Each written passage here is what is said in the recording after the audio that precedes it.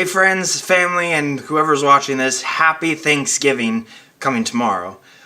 And I just wanted to share with you a story ironically happening the day before Thanksgiving.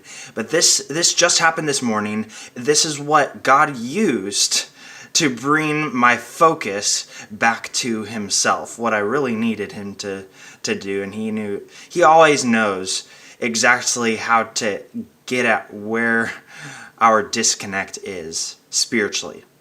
This is what happened this morning. This is crazy. I just got a new phone last night, iPhone 6s. This morning, on the way to meet a friend, I went through the Chick-fil-A drive-thru to get a water, hash brown, with the new fancy Apple Pay, fingerprint, all right, and it's my card right there, with my previous Android, which is what I'm actually recording with. That was brand new to me, so I was excited to use the Apple Pay. I used it. I was using it.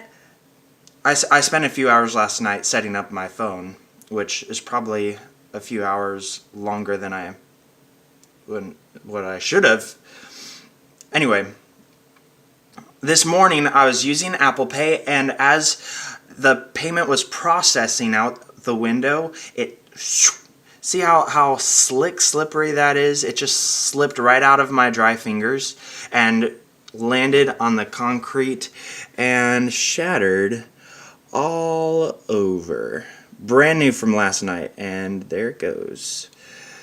And that's what God does sometimes. He takes away something that draws our attention away from Him. The question is, when God shatters something that we were trusting in or putting our hope in, does that draw us back to Jesus himself? Or do we just stay in that broken place, and do we seek to just fix it and repair whatever was broken before? This is what God used from what was distracting my attention. My mind was on earthly things, but God was reminding me that my citizenship is in heaven, and I ought to eagerly await for His return. That is what my hope is in. No phone, no feature. My attention should not be drawn away from Christ Himself. That's what the phone was doing for me, and that's what Jesus was correcting me, especially this morning. And that's worth a $100 repair, $50. It was worth Jesus' very blood at Calvary to bring our right relationship back to Himself. And that's actually the last sentence from Oswald Chambers in My Utmost for His Highest for today, November 21st. He says, he's expounding on John 17:4. And the last sentence in that day is, Jesus Christ hates the wrong in man, and Calvary is the estimate of His hatred. God died. He shed His blood so that we might have a right relationship with God once again. And therefore, let Jesus do whatever He wants, let Him take away whatever He wants to take away, so that we might have a right relationship with Him. And that is worth everything. Is our hope in Jesus Himself, or is it in some material thing? At the end of Psalm 33, it speaks directly to that. God is our shield. He is our hope.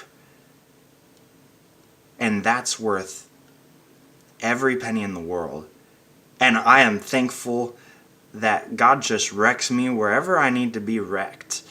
Whether it's an iPhone, broken, shattered screen, to repair my relationship with Jesus Christ Himself. May He do that work in you and remind you, if you are in Christ, of your citizenship in heaven, so that your mind might not be on earthly things, but in heaven and on His power and His resurrection life inside of you to live heaven on earth right now. May you remain in the vine, and may He do His will in you. God bless, and happy Thanksgiving.